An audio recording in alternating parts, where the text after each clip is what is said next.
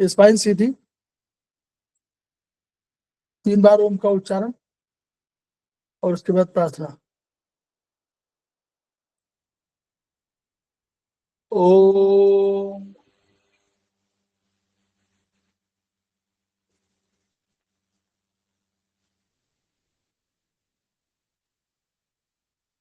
ओम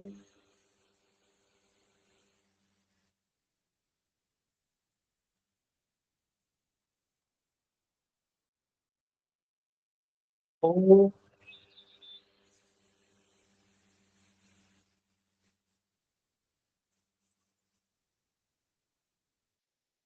वह शक्ति हमें दो दयानिधि, कर्तव्य मार्ग पर डट जाए, पर सेवा पर उपकार में हम निज जीवन सफल बना जाए।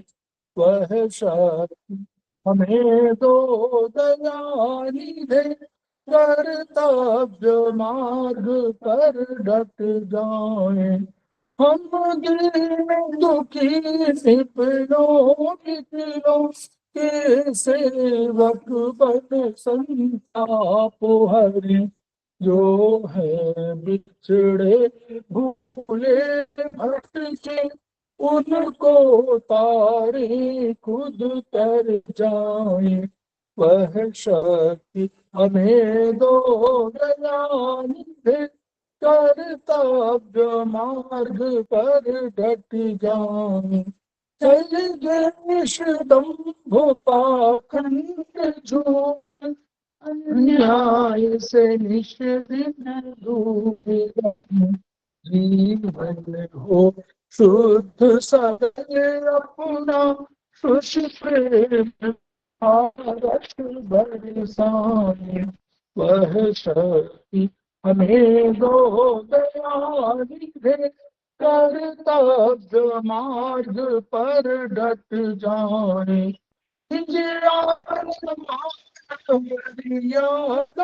का प्रभु ध्यान रहे अभिमान रहे, जिस देव भूमि में जन्म लिया, बलिदान उसी पर हो जाए।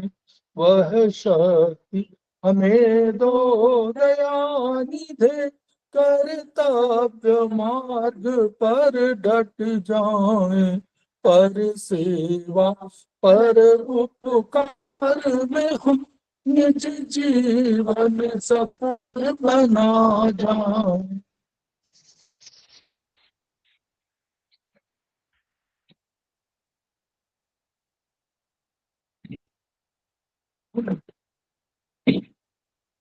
तो हमारी क्लासेस में आप सभी का स्वागत है। हमारे बीच में श्रीमती वर्षा श्रीवास्तव, उपाध्यक्ष समवाय फाउंडेशन उपस्थित हैं, उनका स्वागत है। हमारे बीच में रेखा पाटवाल जी उपस्थित हैं, जो सेमेस्टर 4 की स्टूडेंट हैं और एग्जाम पास कर चुकी हैं, अब 5वें की स्टूडेंट हो गई हैं और आज की वो फैकल्टी है, उनका स्वागत है। हमारे बीच में के तिवारी जी उपस्थित हैं, सेमेस्टर 5 के स्टूडेंट हैं और हमारे समवाय फाउंडेशन के प्रमोटर हैं, उनका स्वागत है। हमारे बीच में नीलम गौर जी उपस्थित हैं, उनका स्वागत है। हमारे बीच में नीता विसारिया जी उपस्थित हैं, उनका आप सभी को नमस्कार है मेरा। हमारे बीच में संजय सिन्हा जी उपस्थित हैं, उनका स्वागत है। हमारे बीच में बुद्धिराम प्रधान जी उपस्थित हैं, जो उड़ीसा से ज्वाइन किया है उन्होंने, उनका स्वागत है। सर नमस्कार। सर नमस्कार। हमारे बीच में हरगुरिंदर सिंह जी उपस्थित हैं, जो सीनियर थेरेपिस्ट हैं, वो पंजाब से ज्वाइन कर रहे हैं। नमस्कार सर। नमस्कार। हमारे बीच में रीता गांधी जी उपस्थित हैं, उनका स्वागत है। हमारे बीच में शुभा गुप्ता जी उपस्थित हैं, उनका स्वागत है। हमारे बीच में सुरेंद्र बाबू जी उपस्थित हैं, उनका स्वागत है। तो हम लोग समवाय फाउंडेशन के सदस्य हैं। इसके अलावा हमारे भट्ट दर्शन जी ने ज्वाइन किया हुआ है, उनका भी स्वागत है। हम लोग समवाय फाउंडेशन के सदस्य हैं और हम लोग एकुप्रेशर शोध प्रशिक्षण एवं उपचार संस्थान प्रयागराज से संबद्ध हैं। वहाँ के महर्षि ब्रह्मलीन MP खेमका सर के हम ऋणी हैं। जिनकी वजह से ये संस्थान इस रूप में आप हम लोगों को सबको दिखाई पड़ रहा है। इस अतिरिक्त प्रोफेसर सुषमा ओझा जो हमको एक्यूप्रेशर से परिचित रहे हैं। संस्थान का तो है each one each one each one, उसी को आपके माध्यम से जन जन जागरूकता अभियान के तहत पूरे विश्व का हमारा सपना है और हमें विश्वास है कि आपके माध्यम से जो विधा जो अपेक्षाकृत कम खर्चीली है उसका लाभ केवल आपको ही नहीं मिलेगा बल्कि समस्त पीड़ित मानवता को मिलेगा। हमारे बीच में प्रतिमा राय जी उपस्थित हो गई हैं जो हमारे समवाय फाउंडेशन के प्रमुख हैं। प्रणाम, उनका स्वागत है। हमारे बीच में बबली सिंह उपस्थित हैं जो हमारे समवाय फाउंडेशन के प्रमोटर हैं, उनका स्वागत है। तो हम लोग आज इन्हीं विचार के साथ आज की क्लास की शुरुआत कर रहे हैं। हम पुनः रेखा पाटवाल जी का स्वागत करते हैं और उनको चाइनीज का जो ये हमारा इकाई 7 है जो सेमेस्टर 2 का है। हम लोग की योजना ये है कि हम लोग सेमेस्टर 1 और सेमेस्टर 2 को एक साथ लेके चलें थोड़ा थोड़ा, ताकि एक विषय को पढ़ने के लिए सेमेस्टर 1 को भी समय मिल सके और सेमेस्टर 2 को भी उस विषय को समझने में और उस विषय के संबंध में कोई नोट्स बनाने के लिए, पढ़ने के लिए, आपस में कोऑर्डिनेट करने के लिए, आपस में इंटरेक्ट करने के लिए इसमें उनको समय मिल सके। इस उद्देश्य से हम लोगों ने 1 और 2 को साथ साथ शुरू किया है। हमारी योजना ये है कि फरवरी तक ये दोनों कोर्स हमारे खत्म हो जाएंगे, फिर हम फरवरी के लास्ट में सेमेस्टर 3 को ले लेंगे और सेमेस्टर 3 और 4 हम लोगों का मार्च और अप्रैल तक 15 अप्रैल तक कोर्स खत्म करने की योजना है। इसमें कितना होता है जैसे होगा पूरा हम कोर्स कराने की कोशिश करेंगे। तो रेखा पाटवाल जी का पुनः स्वागत। और मैडम ट्रिकाइज 7 में जो पहला चैप्टर है जिसको नॉर्मली लोग छोड़ देते हैं और उसको पढ़ना नहीं चाहते हैं, उस विषय पर देखिए कितना बढ़िया से रेखा जी ने पिछली बार बताया था सिनॉप्सिस, उस पर आप सुनिएगा, बहुत आपको आनंद आएगा। तो पुनः स्वागत, मैं शेयर कर दे रहा हूँ। सबको प्रणाम सर। प्रणाम मैम। प्रणाम, सभी को प्रणाम। मेरा अरविंद सर को मेरा नमन और हमारे पूर्व अध्यक्ष खेमका सर जी को मेरा नमन और अग्रवाल सर जी को हमारा प्रणाम। आप सबके सहयोग से ही हम लोग थोड़ा सा बताने की कोशिश करूंगी। ये ट्रिकाइज 7 का फर्स्ट चैप्टर है, एक्यूपंक्चर है ब्रीफ साइनोप्सिस। सर स्टार्ट कर दे जी ठीक है। इसमें सबसे पहले इसकी परिभाषा बताई गई है कि एक्यूपंक्चर है क्या। एक्यूपंक्चर मानव शरीर की फिजिकल और मेटाफिजिकल प्रॉब्लम को ठीक करने के लिए प्रकृति की ओर से दिया गया एक मैकेनिज्म है, जिसमें सभी विद्यार्थियों को सभी बीमारियों को एक्यूप्रेशर, एक्यूपंक्चर, मोक्षा के माध्यम से बिना दवाइयों के ठीक किया जाता है। तो इसमें हमारे को पता है कि इसमें दवाई का बिल्कुल भी यूज नहीं होता। हमारे अंदर की जो ऊर्जा है उसी को जो है एक जगह से दूसरी जगह पर ट्रांसफर करके, या फिर जो कमी है उसको एक्यूप्रेशर से या एक्यूपंक्चर से या मोक्षा से। मोक्षा मीन्स एक स्टिक होती है जिसको गर्म किया जाता है और उस एक्यूपॉइंट पर उसको उसकी सिकाई की जाती है। तो इस तरह से एक्यूपंक्चर जो है एक बहुत ही एक प्रकार से गॉड गिफ्टेड हमको जो है ये हमारे को दिया गया है। खेमका सर ने इसको हमारे बीच में बहुत अच्छे से प्रतिस्थापित किया है। जो चाइनीज में इसको बहुत ज्यादा इसके बारे में प्रचार हो चुका था, लेकिन खेमका सर ने हमारे को, हम एक प्रकार से हम उनके ऋणी हैं कि उन्होंने विधा को हमको दिया। चाइनीज कॉन्सेप्ट के हिसाब से जिसको जीवन को 2 भागों में बांटा गया है, सहज और असहज। सहज मीन्स जहां पर हमारी शारीरिक, बौद्धिक, भावनात्मक कार्यों में संतुलन हमारे अगर शरीर के अंदर है वो सहज है। लेकिन अगर यही चीजें जो है अगर गलत इनबैलेंस हो जाती हैं तो मानसिक रोग हो जाते हैं, शरीर में ऊर्जा, जीवन सत्व, शारीरिक द्रव्यों का असंतुलन हो जाता है या ठहराव हो जाता है या कॉन्ट्रावेक्शन हो जाता है, तो ये असहज जीवन कहलाएगा। मतलब कि इंसान जिंदा तो है लेकिन वो बहुत सारी परेशानियों से ग्रसित है, तो वो असहज जीवन होगा। अब रोग निदान क्या है, डायग्नोसिस। एक्यूप्रेशर में जो है, चाइनीज एक्यूप्रेशर में शरीर के अंदर और बाहर के जो साइंस हैं चिन्हों को देख करके शरीर के अंदर के ऑर्गन्स की कार्य क्षमता को जो है संतुलित करके रोग का उपचार किया जाता है। मतलब अगर उसके अंदर हम देखेंगे साइंस कौन-कौन से चिन्ह आ रहे हैं, किसकी वजह से जो है किसी व्यक्ति के अंदर प्रॉब्लम आ रही है। यहाँ पे उन्होंने उदाहरण भी दिया है कि गॉल ब्लैडर की डेफिशिएंसी अगर होती है तो आदमी जो है उसके निर्णय लेने की क्षमता कम हो जाती है। तो हम इसमें अगर हम गॉल ब्लैडर की डेफिशिएंसी को ठीक कर दें, तो वहाँ पर जो है वो आश्चर्यजनक रूप से जो है उसकी निर्णय लेने की क्षमता बढ़ जाएगी। और इसी तरह से अगर व्यक्ति को अधिक प्यास लग रही है तो हम सोचेंगे कि भी हाँ, इसकी हॉट कंडीशन है, और अगर उसको प्यास नहीं लग रही है, बिल्कुल नहीं लग रही है, तो उसको ठंड लग रही है, तो हम कहेंगे उसके कोल्ड कंडीशन है। तो इस प्रकार से संतुलन जो है हम एक्यूप्रेशर के द्वारा दे करके उसके अंदर जो बॉडी में इम्बैलेंस है उसको ठीक कर सकते हैं। अभी हम देखेंगे कि उस रोग के कारण क्या हैं, जो किसी के अंदर जो है ये परेशानी आ रही है, इम्बैलेंस हो रहा है, उसके अंदर कारण क्या है, उसकी किस वजह से ये सब आ रहा है। क्या उसके अंदर जो है विचारों का असंतुलन है, या फिर उसके भोजन में असंतुलन है, मनोभाव में असंतुलन है, या फिर उसके जो है कार्य करने की जो है वो अधिक कार्य कर रहा है, या अधिक उसकी सेक्सुअल इन्वॉल्वमेंट ज़्यादा है, या फिर उसका जो मनोभाव है वो सही नहीं है, या उसके मौसम उसके अनुसार नहीं है, उसके मतलब जो जिस वातावरण में वो रह रहा है, वो उसके अनुकूल, उसके बॉडी के अनुकूल नहीं हो पा रहा है। तो ये हमारे जो है असंतुलन के कारण होंगे, उस रोग के होने के कारण बन जाते हैं।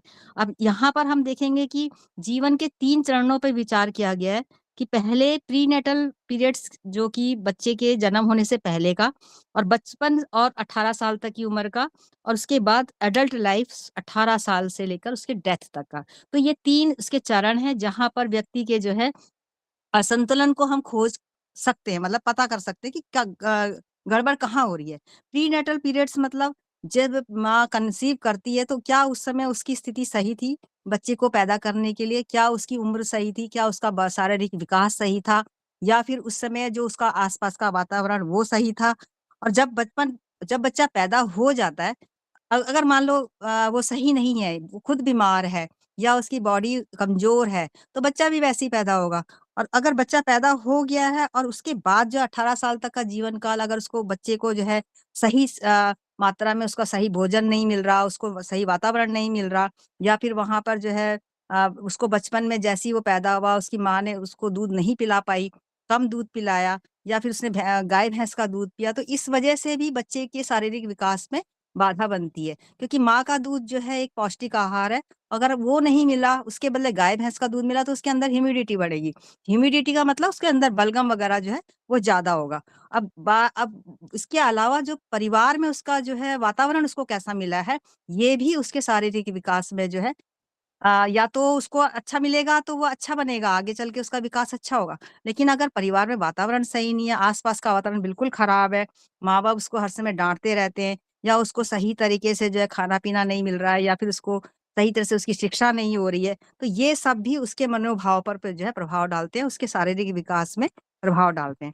और इसके बाद जो है वयस्क जीवन में भी उसके आस-पास का व्यवहार, उसके स्वास्थ्य, उसके पिता का स्वास्थ्य, माता-पिता का स्वास्थ्य, ये सारी चीज़ें जो है खेमका सर ने जो है हमको बहुत अच्छे तरीके से एक क्या कहते हैं कविता के रूप में बताया, जिसको हम पढ़ते हैं तो हमें हर चीज़ का एक्यूप्रेशर के इस कविता के द्वारा उन्होंने हर बीमारी को जो है उसका कारण बता दिया है कि कहाँ पे कारण हो रहे हैं, कैसे उसका इलाज होगा।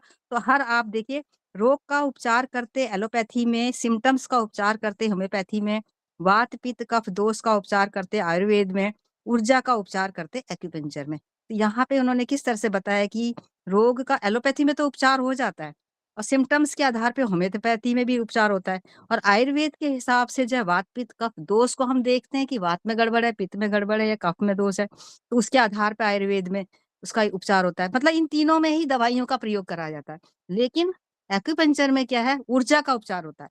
यानी ऊर्जा के बैलेंस को देखते हैं, इम्बैलेंस को देखते हैं, और बॉडी के अंदर ही बिना दवाइयों के ऊर्जा को ट्रांसफर करके, घटा करके या बढ़ा करके हम एक्यूपंक्चर में इलाज करते हैं। मतलब बिना पैसा खर्च करे ही ये हमारे शरीर की बीमारियों को दूर करता है। What is acupuncture? रजक ने प्रस्थापित कर दिया, मानव शरीर में एक उपचार तंत्र, असंतुलन की ये ठीक करता, अस्वस्थ को ये करता स्वस्थ, असंतुलन होने ना पाए, इसके लिए इसमें दिए हैं, इसमें मंत्र उपचार की इस अद्भुत विधा को एक्यूपंक्चर लोग कहते हैं, उपचार के इस दिव्य ज्ञान को जीवन मंत्र हम कहते हैं।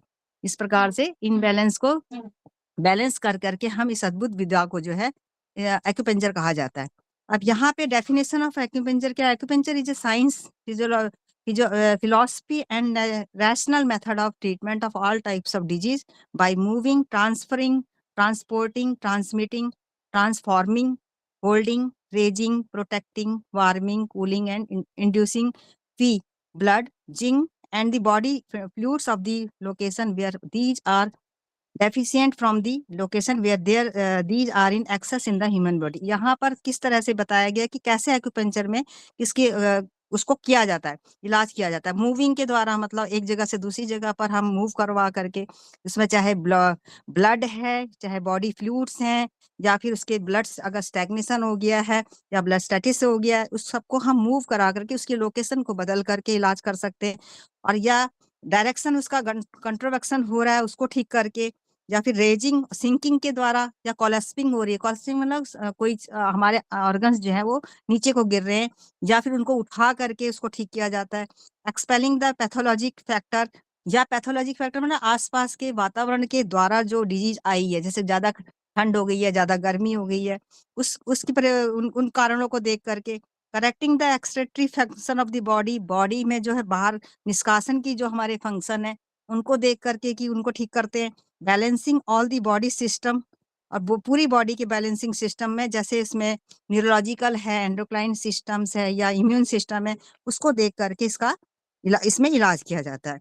अब देखिए, to arrest any type of degeneration in any part of body and to start regeneration in by balancing the nerve supply. अब नर्व सप्लाई को भी इसके द्वारा, एक्यूप्रेशर में ही एक ऐसा है जिसमें बिना सर्जरी के हम नर्व्स के द्वारा का भी एक्यूप्रेशर करके उसको हम ठीक कर सकते हैं। और वो कैसे ठीक करेंगे? जैसे लिम्फ डिजनरेशन है, नर्व डिजनरेशन है, एलर्जी, वैस्कुलर डिजनरेशन है, organ parenchyma and epithelial cells degeneration है, जॉइंट डिजनरेशन है, और फाइब्राइड डिजनरेशन है, स्किन डिजनरेशन है, फैटी डिजनरेशन है। तो ये हमारे को डॉक्टर वॉल ने जो है ये इस तरीके से इतने सारे डिजनरेशन को हम उनके थेरेपी के द्वारा जो है ठीक कर सकते हैं। Rectifying of muscular structure problems, जैसे स्कोलेसिस है, one leg longer than the other, one shoulder more elevated than the other, body imbalance including left and right imbalance, upper and lower imbalance etcetera. अब यहाँ पे देखिए, स्कोलेसिस मतलब यहाँ पे side में जो हमारी स्पाइन है वो थोड़ा सा अपने स्थान से अगर थोड़ा टेढ़ी मेढ़ी हो गई है, या स्किल या बल्ज हो गई है, उसको ठीक करना। एक पाँव छोटा, एक पाँव बड़ा हो गया, उसको ठीक करना। शोल्डर हमारा ऊपर नीचे है, मतलब हमारे बॉडी के पूरे बैलेंस को इस थेरेपी के द्वारा हम ठीक कर सकते हैं। अपर पार्ट ऑफ बॉडी, और नीचे वाले पार्ट में अगर इम्बैलेंस है उसको भी ठीक कर सकते हैं इस तरह से।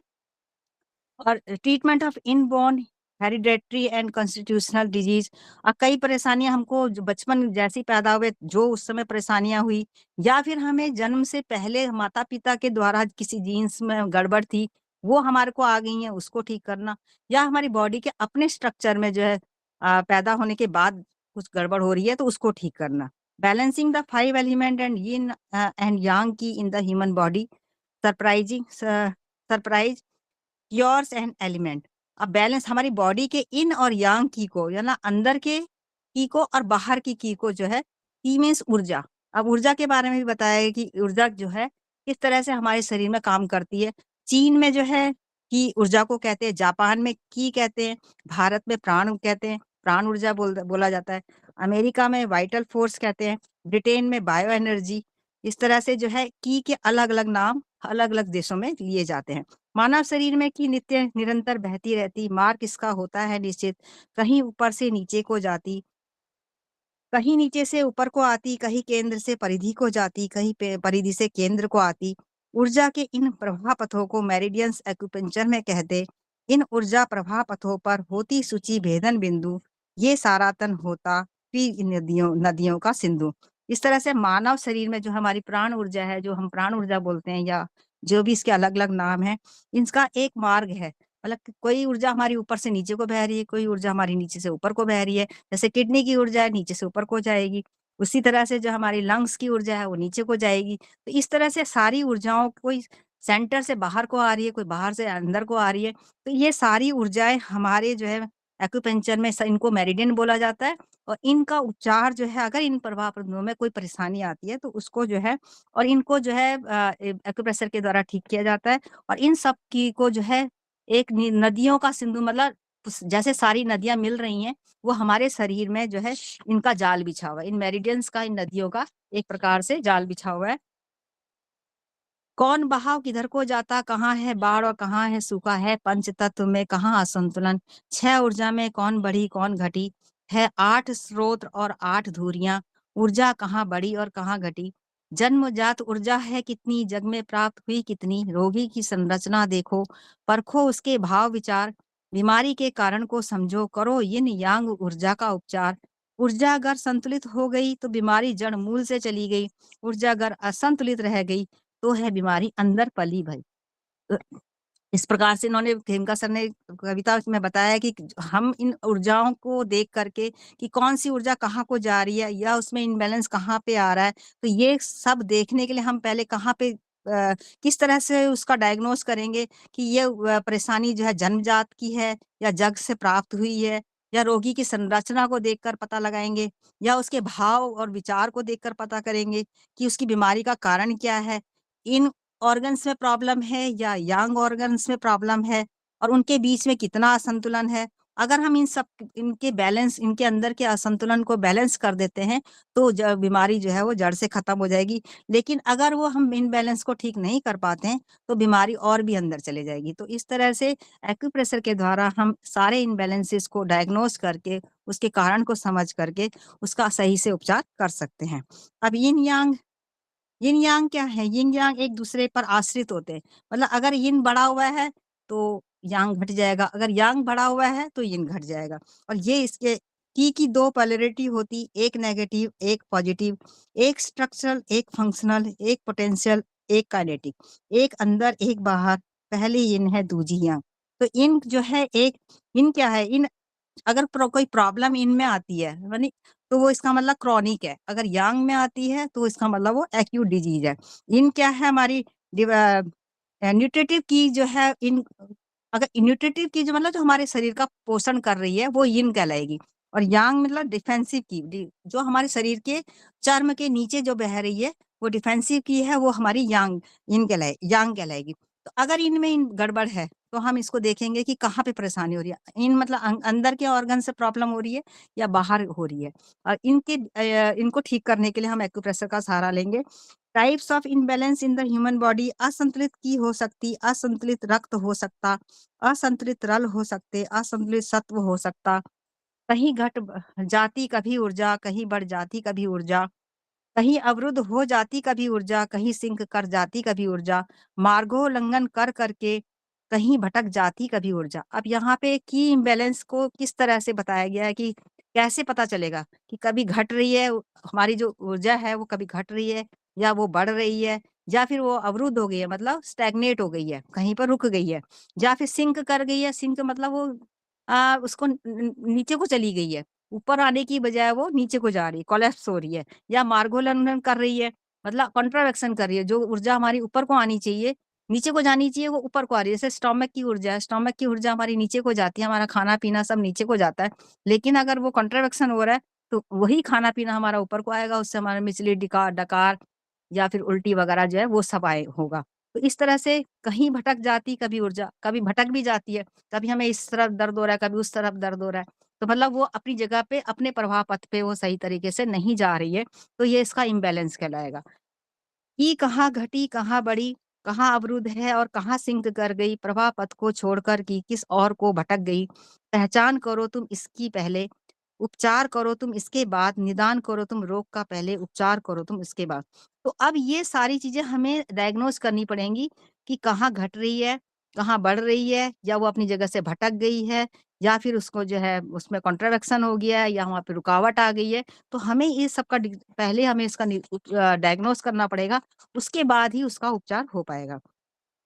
पैर गर लटक जाए, योनि गर निकल जाए, आते अगर उतर जाए, गूदा अगर निकल जाए, मूत्राशय अगर लटक जाए, वेजाइना अगर निकल जाए, बवासीर जब हो जाए या वेरिकॉन्स वेन्स हो जाए, घर प्रोलैप्स कहीं भी किसी भी प्रकार का हो जाए, इनकॉन्टिनेंस कहीं किसी प्रकार का होने लग जाए, मेंटल डिप्रेशन अगर रहने लग जाए, इन सब में सिंक कर गई की उपचार है चाहे। तो यहाँ पर जो है बताया गया है कि अगर हमारे ऑर्गन्स लटक रहे हैं, योनि निकल रही है, पॉटी करते समय गुदा बाहर आ रही है, या वेजाइना लटक रहा है, या फिर मूत्राशय लटक रहा है, या बवासीर हो गया है, या फिर वहाँ पे जो है वेरिकॉन वेन्स हो गए हैं, प्रोलैप्स हो रहा है, या वो कोई भी ऑर्गन अपने आप को नहीं संभाल पा रहा है, या फिर मेंटल डिप्रेशन हो रहा है, तो इन सब में हम बोलेंगे कि यहाँ पे सिंक कर गई है, वो ऊर्जा जो है सिंक कर गई है, मतलब नीचे को आ रही है, उसको हमें उठाना पड़ेगा। और ये हमें हम इसको सिंकिंग ऑफ की बोलते हैं।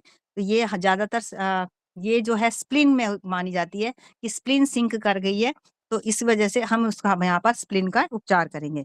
डकार, हिचकी, मिचली, वमन, पतले दस्त जब होने लग जाएं, उल्टी चलने लगी है कि स्टोमक की, ये तुमसे है उपचार है चाहे। अगर डकार आ रही है, हिचकी आ रही है, उल्टियां आ रही हैं, या पतले दस्त हो रहे हैं, या फिर इसका मतलब कि स्टोमक की जो हमारी जो स्टोमक की ऊर्जा है वो उल्टा कंट्रावेक्शन होने लग गया है, और यहाँ पर हमें कंट्रावेक्शन ऑफ की स्टोमक की का उपचार करना पड़ेगा। डायरिया के साथ साथ ही प्रोलैप्स भी अगर हो जाए, उल्टी चलने लगी है की स्प्लिन की, ये तुमसे उपचार है जाए।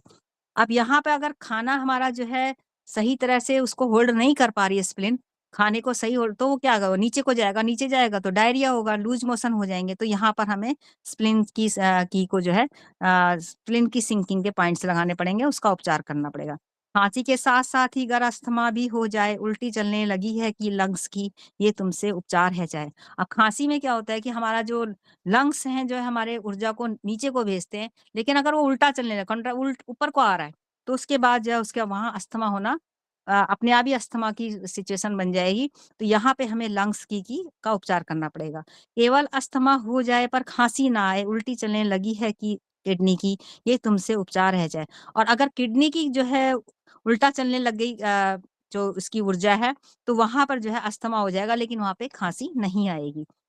मानसिक बेचैनी हो जाए, अगर निद्रा भी ना आए, उल्टी चलने लगी है कि हार्ट की, ये तुमसे उपचार है जाए। अब हार्ट की क्या है, हार्ट हमारी पूरी बॉडी को सप्लाई करता है, ब्लड सप्लाई करता है, और यहाँ पर अगर जो है वो उल्टा, मतलब पूरी बॉडी को सप्लाई करने की बजाय ऊपर को ही जा रहा है, पूरे नीचे को भी नहीं जा रहा, पूरा घूम नहीं रहा है, सिर्फ ऊपर को जा रहा है, तो वहां पे हमारे सिर में क्या होगा, गर्मी हार्ट की जो अपनी जो ऑर्गन की है उसकी हीट होती है, अब वो हीट जो है हमारे सिर को प्रभावित करेगी। वहां पे हमारे को मानसिक बेचैनी हो जाएगी जब एक्स्ट्रा हीट हो जाएगी, और निद्रा भी नहीं आएगी, और हमारी यहाँ पर हम हार्ट की का उपचार करेंगे।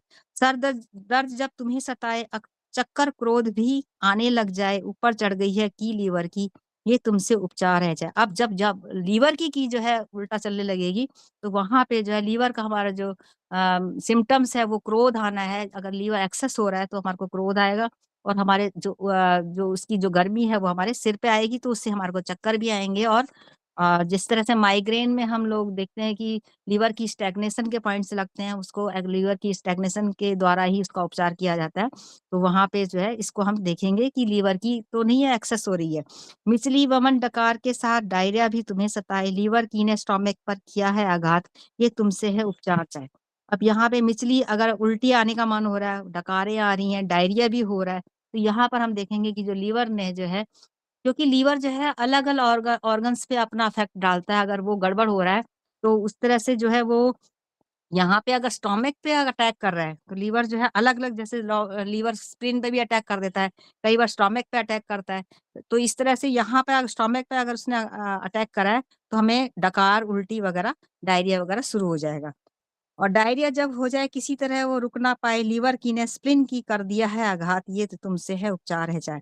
अब जब स्प्लिन पे अगर जब लीवर अटैक करेगा, तो स्प्लिन अपनी होल्डिंग पावर को नहीं संभाल पाएगी, तो इस तरह से जो है भोजन जो है हमारा, जो सही तरह से पचना चाहिए, सही तरह से जो है धीरे धीरे नीचे आना चाहिए, वो होल्ड नहीं कर पाएगा, तो उससे हमें डायरिया हो जाएगा। मल जब तुम्हारा सूख जाए, सूख कर जब ये कड़ा हो जाए, लीवर की ने आंतों पे किया है आघात, ये तुमसे उपचार है चाहे। अब यहाँ पे देखिए, लीवर किस पे LI और SI पे जो है अपना अटैक कर रहा है, वहां पे एक्सेस होकर के वहां पे जब हीट बढ़ेगी तो वहां का मल जो है सूखेगा, मुलायम नहीं होगा, मुलायम नहीं होगा तो हमें कॉन्स्टिपेशन की प्रॉब्लम हो जाएगी, तो वहां पे मल जो है कड़ा हो जाएगा। ब्लड इन इम्बैलेंस, अब यहाँ पे हम देखेंगे रक्त में कौन कौन से असंतुलन होता है। रक्त शरीर को पोषण देता, रक्त शरीर को ताप देता, रक्त शरीर को ऑक्सीजन देता, रक्त रोग से रक्षा करता, रक्त रोग की सूचना देता, रक्त तरल की सूचना देता, रक्त शरीर में संदेश भेजता, रक्त शरीर को नमी है देता, कहीं घट जाता कभी रक्त, कहीं बढ़ जाता कभी रक्त, कहीं अवरुद्ध हो जाता कभी रक्त, कहीं गर्म हो जाता कभी रक्त, कहीं से निकलने लग जाता कभी रक्त, कहाँ घटा है कहाँ बढ़ा, कहाँ अवरुद्ध हुआ है रक्त, कहाँ गर्म हो गया और कहाँ से निकलने लग गया रक्त।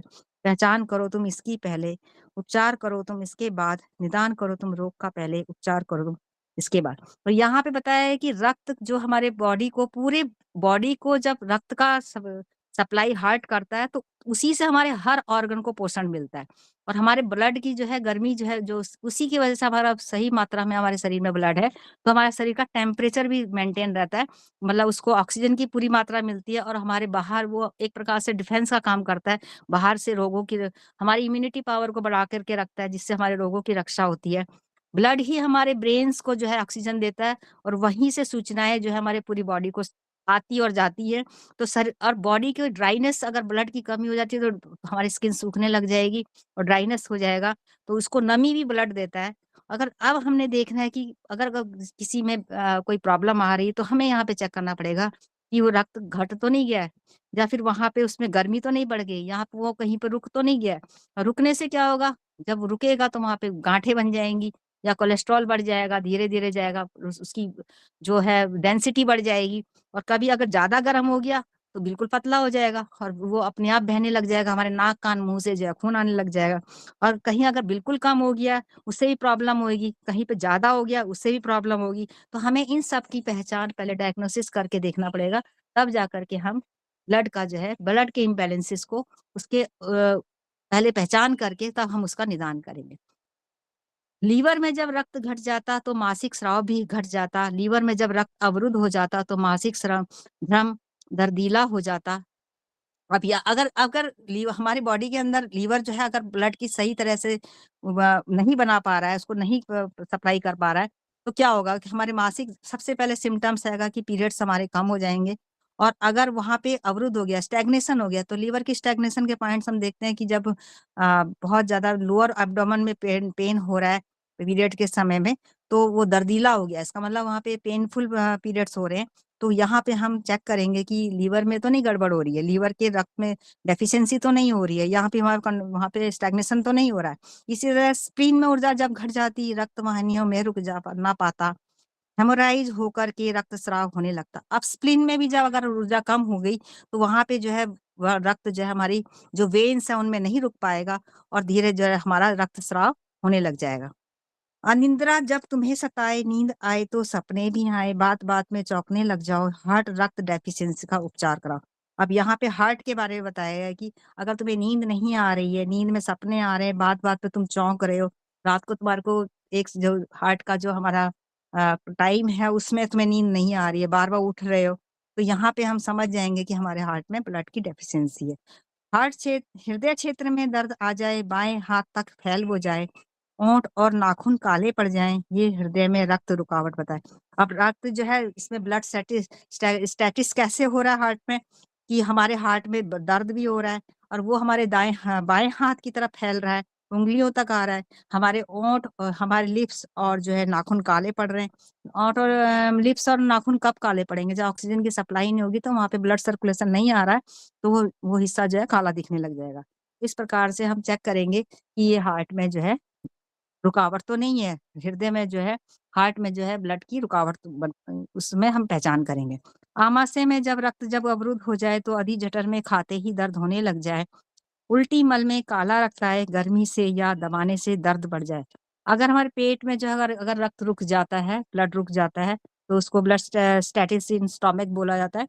तो खाना खाते ही हमारे पेट में दर्द शुरू हो जाएगा और जो रुका हुआ रक्त है जब हम मल त्याग करेंगे तो उसमें काला रक्त आएगा, क्योंकि उसको बहुत टाइम हो गया उसको रुके हुए, जब वो बाहर निकलेगा तो काला दिखाई देगा। और गर्मी या दबाने से वो जो है हमारा दर्द बढ़ेगा, तो ये हम उसकी पहचान कर सकते हैं कि भी यहाँ पे आमाशय में जो है रक्त रुक गया है। Body fluids imbalance. अब बॉडी के जो फ्लूइड्स हैं, हमारे बॉडी से बहुत तरह के फ्लूइड्स निकलते हैं। हम देखते हैं हमारे आंखों से आंसू निकल रहे हैं, कान से वैक्स निकल रहा है, नाक से बलगम निकल रहा है, मुंह से भी जो है लार जो है वगैरह कम या ज्यादा निकल रही है, कम हो जा रही है या ज्यादा हो रही है, या स्किन से हमारा पसीना निकल रहा है। तो ये हमारे अलग अलग बॉडी फ्लूइड्स हैं, जैसे यूरिन है, stool, sweat, saliva, tears, lymph, cerebrospinal fluid, air, sperm, ओवा, hormones, chemicals, salival fluids, earwax, breast milk, mucus, flame, water, blood, menstrual fluid, vitamins and minerals. तो इस प्रकार से 22 तरह के हमारे बॉडी फ्लूइड्स हैं जो हमारी पूरी बॉडी में जो है इनका जब बैलेंस होता है तो हर ऑर्गन अपना सही काम करता है। अगर वहां से इम्बैलेंस होगा तो वही ऑर्गन जहां से वो निकल रहा है, इसका मतलब उसमें कोई ना कोई परेशानी है। कहीं घट जाता कभी तरल, कहीं बढ़ जाता कभी तरल, घट जाए तो ड्राइनेस होती, बढ़ जाए तो ऑडिमा होता। अब जिस तरह से देखते हैं कि हमारा जो अगर किडनी सही तरह से काम नहीं कर रही है तो क्या होगा, हमारा बॉडी में पानी की मात्रा बढ़ जाएगी, तो वहां पे ऑडिमा जो है हो जाएगा, ऑडिमा की प्रॉब्लम हो जाएगी। अगर हमारे लंग्स सही तरह से काम नहीं कर रहे हैं तो ऑक्सीजन की मात्रा हमारी पूरी बॉडी में सही तरह से नहीं जा रही ब्लड के द्वारा, तो ड्राइनेस हो जाएगी। तो इस तरह से हम इसको चेक करेंगे कि कहाँ पे क्या गड़बड़ हो रही है। कभी रिटेंशन इसका हो जाता, कभी इनकॉन्टिनेंस इसका हो जाता, कभी फ्लेम ये बन जाता, कभी सेमी सॉलिड फ्लूइड बन जाता, कभी मेरिडियंस में अवरुद्ध हो जाता, कभी हृदय आदि में फंस जाता। कहाँ घटा है, कहाँ बड़ा है, कहाँ स्वेलिंग रूप में प्रकट हुआ है, कहाँ अवरुद्ध है, कहाँ फंसा है, कहाँ फ्लेम रूप में प्रकट हुआ है, कहाँ पर क्लॉट रूप में ये बना है, कहाँ पर गांठ रूप में ये बना है, कहाँ पे स्टोन रूप में ये बना है, कहाँ अर्थराइटिस बन ये प्रकट हुआ है, कहाँ गाउट बन करके फंसा हुआ है, कहाँ पे रिटेंशन इसका हुआ है, कहाँ पे इनकॉन्टिनेंस इसका हुआ है। निदान करो तुम इसका पहले, उपचार करो तुम इसके बाद। तो अब इस तरह से हमारे बॉडी फ्लूइड्स जो है अलग अलग जगह पर अगर ये रुक जाते हैं तो ये प्रॉब्लम करते हैं, जैसे स्वेलिंग के रूप में दिखाई देंगे, या फ्लेम के रूप में। फ्लेम मतलब जैसे अगर बॉडी के जो हमारा पूरी बॉडी में जो हमारा कफ है वो पूरी सही तरह से फैलना चाहिए, लेकिन अगर एक जगह पे रुक गया तो फ्लेम दिखाई देगा। अब ब्लड जो है सही तरह से नहीं बह रहा है तो वो गांठ के रूप में कहीं पे रुक जाएगा। या अर्थराइटिस में घुटनों के में अगर उसमें सही तरह से सप्लाई नहीं हो रही है, वहां पे स्नाइवल फ्लूइड्स जो है वो सूख रहे हैं या सही तरह से नहीं बन रहे हैं, तो वहां पे अर्थराइटिस शुरू हो जाएगा। अपने घुटनों में जो है कट कट की आवाज आने लग जाएगी। अगर हमारे गाउट्स की है, जो हमारे जॉइंट्स हैं, अगर जॉइंट्स में स्वेलिंग आ गई है, वहां पे अगर ब्लड सप्लाई सही से नहीं हो रही है, आगे से आगे वहां पे कहीं पे रुक रहा है, तो वहां पे हमारी सूजन हो जाएगी। तो इस तरीके से जो है सारे जितने भी हमारे फ्लूइड्स हैं उनका अपना सही तरीके से मार्ग में चलना, उनका अपना सही तरह से काम करना ये बहुत जरूरी है। लेकिन अगर कहीं पर प्रॉब्लम आती है तो हम उसको चेक करेंगे कि कहाँ पे ये प्रॉब्लम हो रही है और किस तरह की प्रॉब्लम हो रही है, तो हम उस फ्लूइड का उपचार करेंगे। और ये हमारे एक्यूप्रेशर में ही बहुत अच्छे तरीके से इसका उपचार किया गया है। जीवन सत्व, जिंक एसेंस 3 प्रकार का होता जीवन सत्व: जन्मजात जीवन सत्व, जग में प्राप्त जीवन सत्व, किडनी का जीवन सत्व। अब जो एसेंस है वो भी 3 प्रकार का होता है। एक हमें ईश्वर से प्राप्त जीवन सत्व है, दूसरा जो हमारे पेरेंट्स से जो हमारे को प्राप्त होता है, तीसरा किडनी का जीवन सत्व जो हमारे को जग से भी प्राप्त है और हवा पानी भोजन वगैरह से, जो ये सब मिल करके बनता है, तो वो हमारा किडनी का जीवन सत्व है। पहले बनती हैं तकदीरें फिर बनते हैं शरीर, जैसे जिसने कर्म किए थे वैसी बनी तकदीर।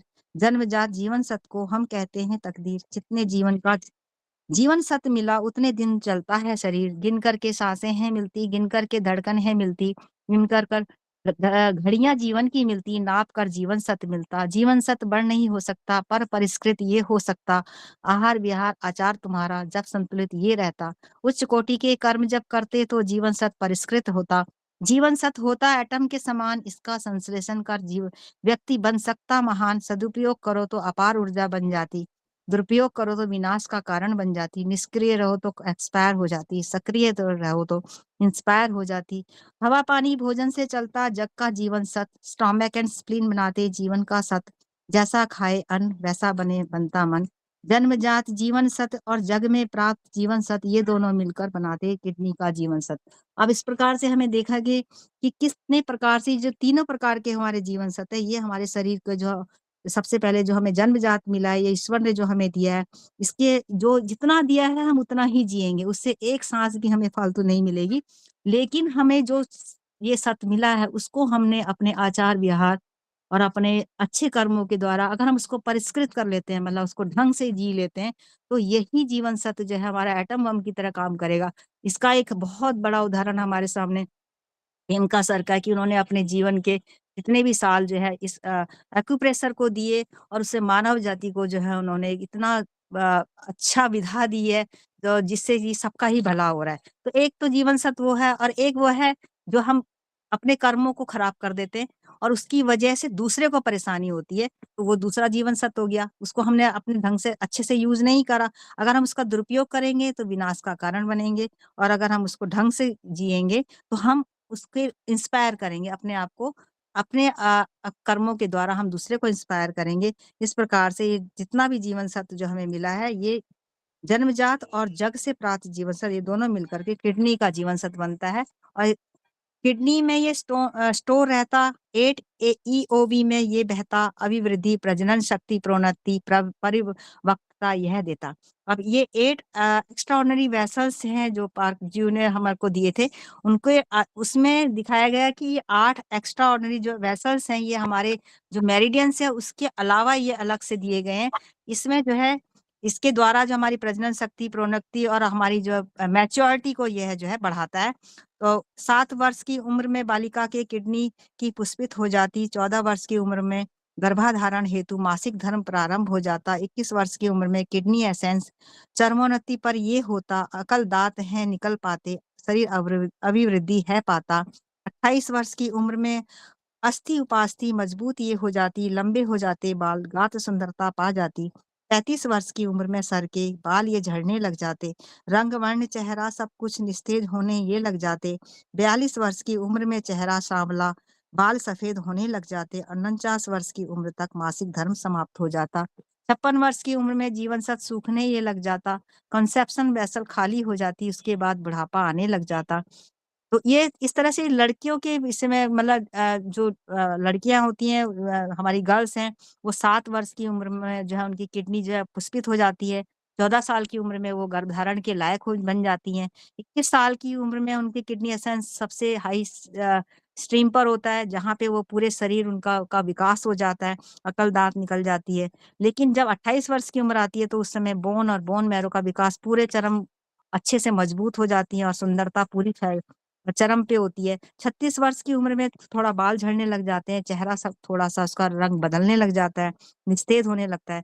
42 साल की उम्र में जो है चेहरा सांवला होने लग जाएगा। 49 वर्ष की उम्र में जो है हमारा पीरियड्स बंद हो जाते हैं, और 56 वर्ष की उम्र में ये शरीर का जीवन सत्व जो है धीरे धीरे सूखने लग जाता है। और इस तरह से लड़कियों के बारे में बताया गया। आप सर ने बताया कि बॉयज में जो है लड़कों बालक में किस तरह से जीवन सत्व काम करता है। 8 वर्ष की उम्र में बालक की किडनी की पुष्पित हो जाती, 16 वर्ष की उम्र में गर्भाधारण हेतु वीर्य बनना प्रारंभ हो जाता, 24 वर्ष की उम्र में किडनी एसेंस चरमोन्नति पर ये होता, अकल दांत है निकल आते, शरीर अभिवृद्धि है पाता, 32 वर्ष की उम्र में अस्थि उपास्थि मजबूत ये हो जाती, मांसपेशियां भर भर जाती, गात सुंदरता पा जाती, 40 वर्ष की उम्र में सर के बाल ये झड़ने लग जाते, रंग वर्ण चेहरा सब कुछ निस्तेज होने ये लग जाते, 48 वर्ष की उम्र में चेहरा सांवला, बाल सफेद होने लगते, 56 वर्ष की उम्र में लीवर की कमजोर हो जाती, 64 वर्ष की उम्र में जीवन सत्व सूखने ये लग जाता,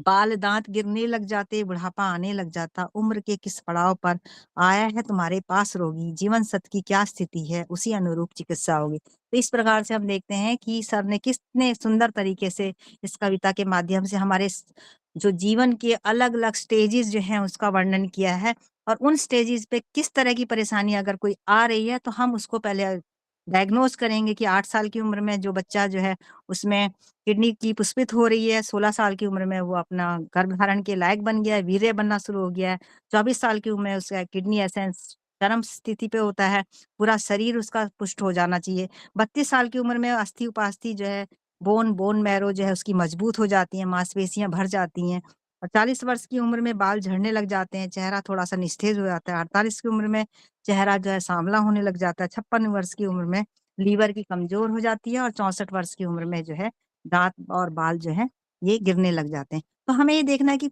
जो पेशेंट हमारे पास आया वो किस उम्र का है और उसमें उस समय उसको क्या परेशानी है, उस उम्र के आधार पे भी हम डायग्नोज करके उसकी चिकित्सा कर सकते हैं।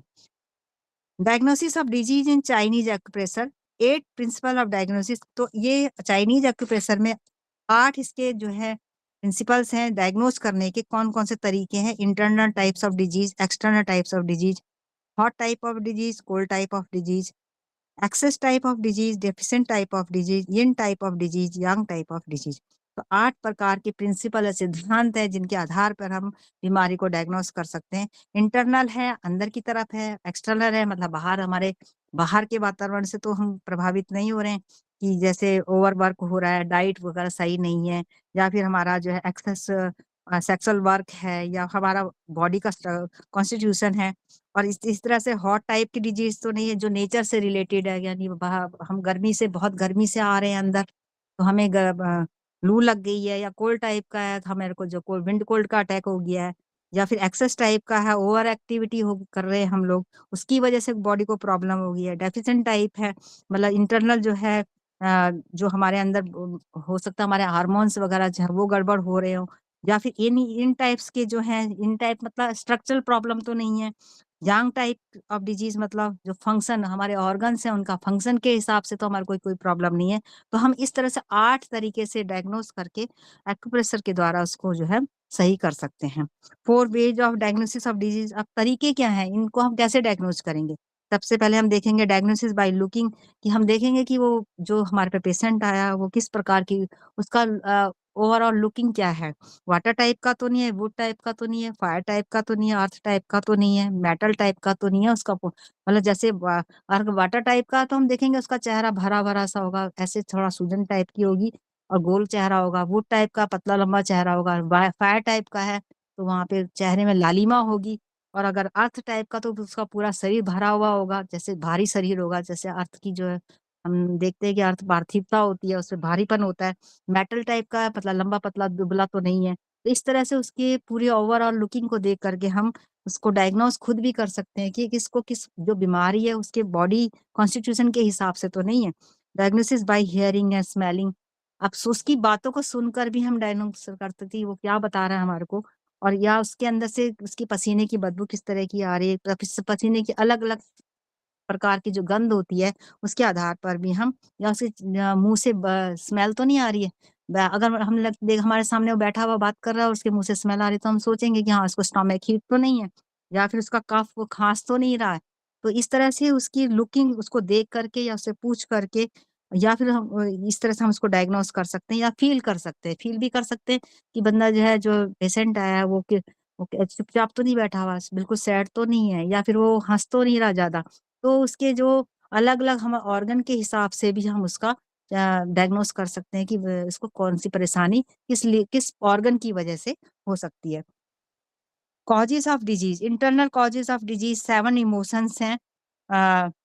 Disease induced by excessiveness of any the following emotion, जैसे आनंद है, joy, anger, sadness, fear, pride, shock and grief. तो ये इमोशंस के आधार पर भी हम देख सकते हैं कि जैसे एंगर को हमें पता है, हमें लीवर का जो पेशेंट होगा वो उसको या तो बहुत ज्यादा गुस्सा आएगा, और अगर वो मेटल वाला है तो उसको उदासी होगी। अगर वो फियर का है, उसको बहुत ज्यादा डर लग रहा है, तो हम कहेंगे हाँ इसको किडनी रिलेटेड प्रॉब्लम है। या फिर उसको शॉक हो रहा है तो हम लीवर गॉल ब्लैडर के हिसाब से उसको चेक कर सकते हैं, या ग्रीफ है उसको हार्ट की वजह से चेक कर सकते हैं। तो इस तरह से हम जो है पता कर सकते हैं उसके इमोशंस को देख करके कि इसकी जो उसकी डायग्नोसिस को हम बना सकते हैं।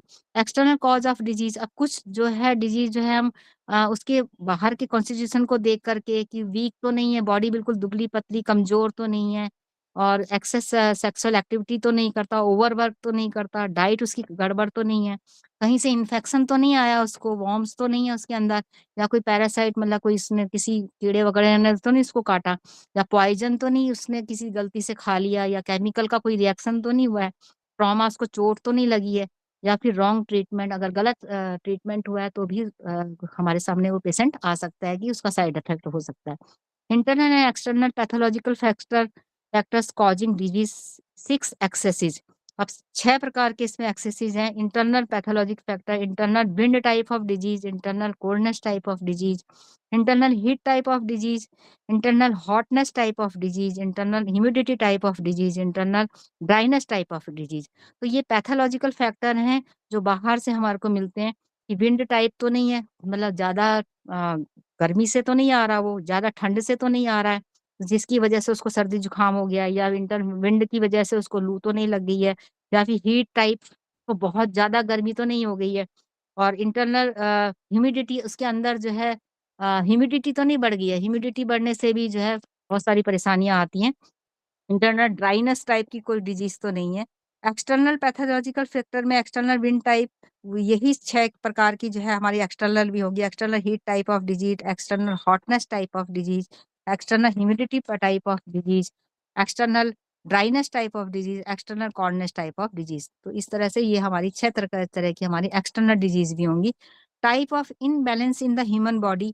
अब इनबैलेंसेस जो है हमारी बॉडी के अंदर हो सकते हैं कितने प्रकार के, 6 टाइप्स ऑफ की imbalance in the human body.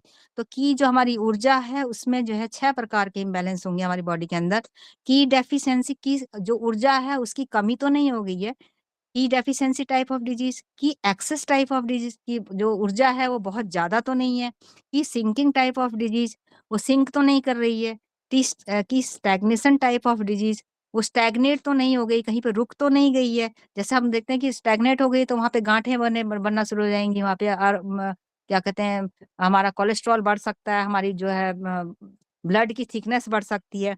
और की रेबिलियस कंट्रावेक्शन तो नहीं हो रहा, ऊपर को तो नहीं है, जो जो उसका ऊर्जा का प्रभाव पड़ता है वो उल्टा तो नहीं चल रहा, जिसकी वजह से वो कंट्रोडक्शन हो रहा है। Disharmony of in the dynamism and pathology of qi transformation and related, वो एक जगह से दूसरी जगह पे जो ऊर्जा को जाना चाहिए उसमें तो कोई गड़बड़ नहीं हो रही है। तो इस तरह से 6 टाइप्स ऑफ की जो है इम्बैलेंस हमारी बॉडी में हो सकते हैं। 4 types of blood imbalance in the human body. अब 4 प्रकार की जो है ब्लड डेफिशिएंट जो है ब्लड में जो है, रक्त में 4 प्रकार की जो असंतुलन आएगा उससे भी हमारे को परेशानी हो सकती है। Deficiency of blood types of disease, रक्त की कमी की वजह से परेशानी होना। Status of blood types of disease, blood में रुकावट कोई आ रही है। हीट इन ब्लड, अगर ब्लड में जो है गर्मी ज्यादा हो गई है। लॉस ऑफ ब्लड, अगर लॉस ऑफ ब्लड मतलब किसी वजह से चोट लग गई, ट्रॉमा हो गया है तो उसकी वजह से, या फिर पीरियड बहुत ज्यादा एक्सेस हो गए तो या फिर जब बच्चा पैदा होता है उस समय बहुत ज्यादा ब्लड लग गया है, निकल चुका है, तो उसमें भी उस लॉस ऑफ ब्लड से भी हमारे को डिजीज हो सकती है। 7 type of body fluids imbalance in the body, human body. अब जो बॉडी फ्लूइड्स हैं इसके 7 प्रकार के जो है हमारे ह्यूमन बॉडी में जो है असर पड़ता है इसका। Deficiency of body fluids types of disease, excess of body fluid of causing edema etc, flames, retention of body fluids, incontinence of body fluids, stone formation, tumour formation. तो ये हमने पहले भी इसके बारे में थोड़ा चर्चा करी है कि किस तरह से बॉडी फ्लूइड्स जहाँ पे रुक जाता है वही प्रॉब्लम शुरू कर देता है। जैसे गॉल ब्लैडर, अब में अगर ह्यूमिडिटी हमारे अंदर बढ़ गई तो स्टोन का किडनी और गॉल ब्लैडर में स्टोन बन जाएगा, या फिर जहाँ पे ब्लड रुकेगा वहाँ ट्यूमर हो जाएगा। और या फिर फ्लेम, अगर जो है हमारा कफ पूरी बॉडी में अच्छे से नहीं फैल रहा है तो फ्लेम बन जाएगा। तो ये एक्सेस जो है बॉडी फ्लूइड्स, वो अगर पानी की जो सही तरीके से जो है किडनी फंक्शन नहीं कर रही है तो ऑडिमा हो जाएगा, या फिर ड्राइनेस हो जाएगी अगर बॉडी जो है ब्लड जो है बॉडी फ्लूइड्स अगर उसकी डेफिशिएंसी होगी तो। इस तरह से जो है हम 7 टाइप्स ऑफ बॉडी फ्लूइड्स हैं। Essence in balance in the human body. अब एसेंस की वजह से भी हमारी बॉडी में प्रॉब्लम हो सकती है। Kidney essence deficiency causing disease, kidney essence अगर कम हो गई है तो उसकी वजह से भी हमारे जीवन सत्व अगर हमारे अंदर कम है तो हमारे शरीर में बहुत सारी परेशानियां हो सकती हैं। वेरियस स्टेजेस ऑफ डिजीज, अब इसमें जो है 6 लॉन्ग ब्योर स्टेजेस ऑफ ये डिजीज के जो है greater yang stages of disease, bright yang stages of disease, lesser yang stages of disease, greater yin stage of disease, lesser yin stage of disease, terminal yin stages of disease. ये हमारे इसमें channels होते हैं हमारी body के अंदर, जिसकी वजह से उनमें अगर कोई गड़बड़ होती है तो उनकी वजह से भी ये प्रॉब्लम हमारे अंदर आ सकती हैं। ये हम सर इसके बारे में थोड़ा सा बाद में बताएंगे। 4 लेवल्स ऑफ डिजीज, डिफेंसिव की लेवल ऑफ डिजीज, की लेवल ऑफ डिजीज, न्यूट्रिटिव की level of disease, blood level of disease. अब सबको पता है डिफेंसी की हमारी जो है स्किन में जो है हमारी जो स्किन है और हमारा जो मांस है उसके बीच में जब बहती है, और कि इसमें अगर कोई प्रॉब्लम है जो एक प्रकार से शरीर के बाहरी हिस्से में डिफेंसिव की होती है, और ये डिफेंसिव की हमारी दिन में जो है बाहर होती है और रात को जो है हमारी मतलब दिन में यंग ऑर्गन्स में होती है और रात को जो है हमारी डिफेंसिव की इन ऑर्गन में चले जाती है। ये इसकी खासियत है। की लेवल ऑफ डिजीज, की लेवल में जो है की जो हमारी जो है ऊर्जा है वो किस तरह की उसके अंदर डिजीज है, डेफिशिएंसी की तो नहीं है, सिंकिंग की तो नहीं है, स्टैग्नेशन की तो नहीं है, कॉन्ट्रावेक्शन की नहीं है, या फिर कोलैप्स की। तो इस प्रकार से इतनी 5 प्रकार की जो है हमारी की लेवल की डिजीज होती है। अब न्यूट्रिटिव की लेवल ऑफ डिजीज, अब ये हमारे क्योंकि न्यूट्रिटिव की हमारे बॉडी का पोषण करती है, हमारे पूरे शरीर को पोषण देती है, इसमें तो कोई कमी नहीं हो रही है, इसकी वजह से तो कोई परेशानी नहीं आ रही है। Blood level of disease, blood के लेवल पे जो है हमारी डिजीज जो है वो तो नहीं आ रही है हमारे अंदर कि ब्लड कम हो रहा है, ज्यादा हो रहा है, हॉट हो रहा है, ठंडा हो रहा है, तो या लॉस हो रहा है, तो इस लेवल की तो डिजीज नहीं है। इस तरह हम इसको डायग्नोज करेंगे। डिजीज इन मेरिडियन लेवल, अब मेरिडियन लेवल पे भी जो हमारी 14 मेरिडियंस है इसके आधार पर भी हम डिजीज को डायग्नोज कर सकते हैं। जैसे लीवर मेरिडियन है, gall bladder meridian, heart meridian, small intestine meridian, pericardium, triple warmer, spleen, stomach, spleen, large intestine, kidney meridian level. तो इस लेवल पे भी हम ऑर्गन के हिसाब से जो ऑर्गन हमारे जो 14 मेरिडियन है उसके आधार पर भी हम डिजीज को डायग्नोज करके उसका निदान कर सकते हैं। Types of disease in urinary bladder भी है, गवर्निंग वेसल है, कंसेप्शन वेसल है। तो ये 14 प्रकार के हमारे मेरिडियन है, इनके आधार पर भी हम डिजीज को डायग्नोज कर सकते हैं। 5 element imbalance and method of balancing imbalance. अब 5 एलिमेंट्स हम लोगों ने फर्स्ट सेमेस्टर में भी पढ़ा है कि किस तरह से 5 हमारे एलिमेंट्स हैं, जैसे liver, gall bladder, heart, small intestine, stomach, spleen, lungs है, एलाई है, और किडनी, यूरिनरी ब्लैडर। इसके आधार पे अब ये जो है हमारे जैसे लीवर गॉल ब्लैडर है वो टाइप ऑफ डिजीज कहलाएगा, अगर उसमें कोई प्रॉब्लम है तो वो type of disease. Heart small intestine type की है तो 5 टाइप ऑफ डिजीज, और स्टोमक स्प्लीन की है तो अर्थ टाइप ऑफ डिजीज, और लंग्स एलआई की है तो बेटर टाइप ऑफ डिजीज, और किडनी यूनिब्लरी से कोई प्रॉब्लम आ रही तो हम वाटर टाइप ऑफ डिजीज। तो हम इस तरह से 5 एलिमेंट के आधार पर भी हम डिजीज को डायग्नोज कर सकते हैं। Method of balancing and treatment, अब किस तरह से हमारे को बीमारी तो पता चल गई है लेकिन उसका इलाज कैसे करेंगे हम। Creatic cycle, method of treatment. Creative मतलब किस तरह से कौन किसको क्रिएट कर रहा है। हमने फर्स्ट 5 एलिमेंट में पढ़ा था कि किस तरह से जो है किडनी यूरिनरी ब्लैडर से लीवर गॉल ब्लैडर का क्रिएशन होता है, फिर उसके बाद लीवर गॉल ब्लैडर से हार्ट एसआई का होता है, हार्ट एसआई से स्टोमक स्प्लीन का होता है, स्टोमक स्प्लीन से जो है हमारा लंग्स एलआई का होता है, और लंग्स एलआई से इस प्रकार से पूरा सर्कल बनता है। तो इसके आधार पर हम ये देखेंगे कि क्रिएटिव साइकिल में कहाँ गड़बड़ हो रही है, कौन किसमें इनबैलेंस हो रहा है। दूसरा है subjugation cycle method of treatment, और सब्जुगेशन मतलब कौन किसको कंट्रोल कर रहा है, जिससे पैदा हो रहा है वो कंट्रोल कर रहा है, या फिर जो पैदा हो गया उससे कंट्रोल है, यानी मतलब मदर से कंट्रोल हो रहा है या बेटे से कंट्रोल है। कहीं कहीं पर मदर बेटे को कंट्रोल करेगी, कहीं पर बेटा मदर को कंट्रोल करेगा। तो हम इस साइकिल को भी सब्जुगेशन साइकिल्स के आधार पर भी हम इसको डायग्नोज कर सकते हैं, उसका ट्रीटमेंट कर सकते हैं। एंटी सब्जुगेशन में, सब्जुगेशन मतलब जैसे माँ बेटे को कंट्रोल कर रही है, अब एंटी में क्या है, बेटा माँ को कंट्रोल कर रहा है। तो हमने जो 5 एलिमेंट्स पढ़े थे उसके आधार पे हम चेक कर सकते हैं कि कौन सा ऑर्गन किसको कंट्रोल कर रहा है। तीसरा है चौथा इंटर एलिमेंट बैलेंसिंग वाया लियो कनेक्टिंग पॉइंट्स। अब यहाँ पे ट्रीटमेंट हम कैसे कर सकते हैं, 2 ऑर्गन्स के बीच में एक लियो कनेक्टिंग पॉइंट होता है जिसमें हम एक ऑर्गन के इनबैलेंस को दूसरे, और मतलब एक तरफ अगर ऊर्जा ज्यादा है एक तरफ कम है तो उस लियो कनेक्टिंग पॉइंट के द्वारा हम ऊर्जा को ट्रांसफर करके हम दोनों के इनबैलेंस को बैलेंस कर सकते हैं, वहां पे उसको ट्रीटमेंट कर सकते हैं। यूजेस ऑफ 60 कमांड पॉइंट्स, अब हर एलिमेंट के अपने 5 उसके कमांड पॉइंट्स हैं, तो हमारे पास 12 है तो 12 पंजे 60 हो गया। 60 कमांड पॉइंट्स के आधार पर भी हम जो है उस ऑर्गन का इलाज कर सकते हैं। ऑर्गन सोर्स पॉइंट, हर ऑर्गन का अपना एक ऑर्गन सोर्स पॉइंट होता है जहां पर वो अपने कॉस्मोस से जो है ऊर्जा को इकट्ठा करता है, तो उसके आधार पे भी अगर उस ऑर्गन में वो ऊर्जा की कमी हो रही है तो हम उस ऑर्गन सोर्स पॉइंट के द्वारा जो है उसको उसका ट्रीटमेंट कर सकते हैं। जी क्लेफ्ट पॉइंट जहाँ पे इकट्ठा हो रही है एक्स्ट्रा जितनी भी हमारी जो हमारा बॉडी की जो ऊर्जा है जहाँ पे इकट्ठी हो रही है उसके आधार पर भी हम उसको पॉइंट्स को लेकर के उसका ट्रीटमेंट कर सकते हैं। 5 shu point, front shu point and back shu point. कुछ पॉइंट्स हमारे फ्रंट में होते हैं जिसको हम चेक करते हैं तो हमें उस ऑर्गन के बारे में पता चल जाता है कि भी ये लीवर में गड़बड़ है या फिर हमारे स्टमक में गड़बड़ है या फिर जो इन ऑर्गन्स है उनमें जो है गड़बड़ है, या फिर यांग मतलब बैक सू पॉइंट जो हमारे पीछे से हमारे गवर्निंग वेसल्स के कुछ पॉइंट्स हैं, आगे से कंसेप्शन वेसल के पॉइंट्स होते हैं जिनको हम चेक करते हैं, और पीछे से जो हमारे गवर्निंग वेसल्स के पॉइंट्स होते हैं जिसको चेक करके हम उस ऑर्गन की डेफिशिएंसी एक्सेस या फिर उसमें जो भी प्रॉब्लम है उसको चेक कर सकते हैं। ये हमारे अलार्म पॉइंट भी होते हैं। यहाँ पे अगर हमारे को दर्द होता है तो हमें पता चल जाता है कि इस ऑर्गन में हमारे को प्रॉब्लम है, उसको हमें ट्रीट करना चाहिए। Disease in organ level. अब ऑर्गन लेवल पे क्या है, हर टाइप ऑफ डिजीज है, स्मॉल इंटेस्टाइन मतलब उस ऑर्गन में हमें साफ पता चल रहा है कि हाँ भी इसमें प्रॉब्लम आ रही है, तो हर टाइप है।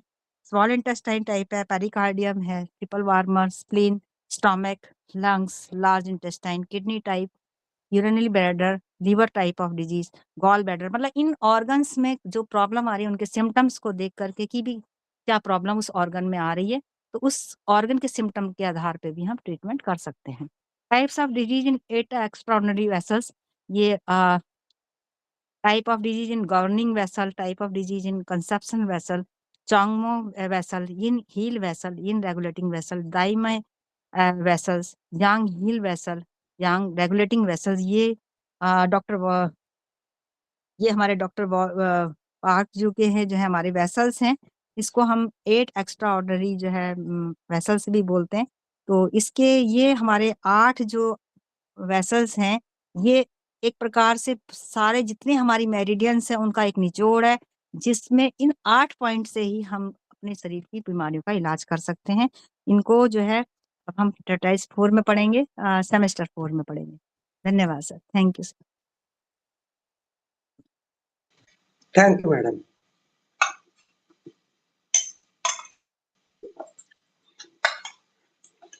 आपको कैसा लगा? Thank you ma'am, thank you, बहुत अच्छे से लगा, समझाया। बहुत थैंक यू अच्छा मैम। लगा। Thank you. थोड़ा स्पीड ज्यादा हो गई तो थैंक यू। 8 बज गए पूरे। थोड़ा स्पीड थोड़ा मैंने ज्यादा करी। मैडम ने बहुत बढ़िया एक्सप्लेन किया है, मैं बहुत बहुत धन्यवाद देना चाहूंगा मैडम को। धन्यवाद, thank you sir, thank you. Madam ने बहुत बढ़िया समझाया। हाँ, और बहुत अच्छा आया। पूरा बहुत ये सिनॉप्सिस किताब की जो टिटाइज 7 है उसकी पूरी सिनॉप्सिस है और उसमें सब लिखा गया है। उन्हीं को आगे सब चैप्टर्स में सारे 5-6 आप पढ़ेंगे, 4-5-6 जितने पढ़ेंगे सब पूरे चैप्टर का निचोड़ दे दिया गया है कि क्या चैप्टर में हम कर रहे हैं। ये केवल ये दिखाने के लिए कि वर्तमान सिनॉप्सिस का अर्थ क्या है। हम लोग पूरी किताब कभी पढ़ ही नहीं पाते और हम लोग आगे चल के कुछ चैप्टर जो हमारे बहुत काम के होंगे शुरू में उनको 2-4-5 देख लेंगे, उसके बाद फिर हम लोग रुक जाते हैं। ये सिनॉप्सिस है, इससे आप देखिए तो किताब मतलब टिटाइज 7, टिटाइज 1 और टिटाइज 2 ये एक बेस बुक के रूप में है, तीनों बेस बुक है। ये आपको बताती है, अभी एनर्जी की बात आप लोग कर रहे थे कि कहते थे कि टोन करें स्ट्रेट करें, यहाँ पर ये एनर्जी पैटर्न आपको बताना शुरू करेगा कि कहाँ टोन करना है, कैसे स्ट्रेट करना है। फिर इसके बाद डॉक्टर वॉल आ जाएंगे 3, 4, 5 में। उसके बाद आपके पास एक और आ जाएगा, इसका एक्सटेंशन बुक टिटाइज 16 है, वो जो लोग लेना चाहें वो जरूर लें। इसके बाद जब डॉक्टर वॉल आ जाएंगे 3, 4, 5, उसके बाद एक 6 जो आप मैडम बता रही थी एक्स्ट्रा, ये टिटाइज 6 में है हमारे। तो हम लोग 1 से लेकर के और 7 तक जो हमारी है बेस और थोड़ा उसमें एडिशन कर लीजिए, ये हमारी थ्योरी बता रही है। ये थ्योरी के आधार पर हम लोग उसमें देखते हैं कि कैसे हम लोग करेंगे। और खेमकर सर ने इतने ही जो उसमें थ्योरी के सिद्धांत शुरू कर दिया है, उसी के एक्सटेंशन आगे चल के बहुत सी किताबें बनी हैं जिनमें अलग अलग डिजीज का वर्णन है। और तो पढ़ना भी तो अनंत है, लेकिन ये बेस बुक है 3, 4, 5 1 से लेकर के 7 तक पूरी बेस बुक है, इनको जरूर हम लोगों को पढ़ना चाहिए। किसी सेमेस्टर में हो, 1 से 4 सभी तरह ये पढ़ना चाहिए। तो बहुत बढ़िया रेखा जी, बहुत धन्यवाद। तो हम लोग जो है खेमका सर के सपनों को पूरा करने के लिए, अपने ज्ञान को थैंक यू बढ़ाने सर, के थैंक यू लिए इन सब चीजों को सर। एक्सटेंड करें। आपने हमें दोबारा मौका दिया है, बहुत बहुत धन्यवाद। मैं तो सभी इसी लोगों बहाने बहुत हमने बढ़िया भी थोड़ा सा पढ़ाई करी। सर मैं सभी लोगों से कहना चाहूंगा, आज के आपके मैडम का पढ़ाया हुआ चैप्टर कम से कम 1 हफ्ता रोज सुन लें, आपको आगे की समस्याएं हल हो जाएंगी। Thank you sir, thank you. Thank you. इतना तो अभी हमने भी नहीं पढ़ा, अभी हमें भी 5 बार और सुनना पड़ेगा। सभी को सुनना है। अपने ज्ञान को बढ़ाइए, इंटरेक्ट करिए, आपस में कोऑर्डिनेट करिए, ट्रांसफर करिए, ज्ञान का विनिमय करिए, ज्ञान को एक्सचेंज करिए, आपस में ज्ञान बांटिए। ज्ञान बांटने से बढ़ता है और तभी हम लोग खेमका सर के सपनों को पूरा कर पाएंगे। Each one reach one, each one ईट one, each one teach one. तो हम लोग अभी 2 मिनट का ब्रेक लेंगे। हमारे अगले फैकल्टी यहाँ मौजूद है, आ चुकी है। मैं उनका स्वागत कर रहा हूँ, प्रीति अरोड़ा जी का। मैं 2 मिनट का ब्रेक दे रहा हूँ।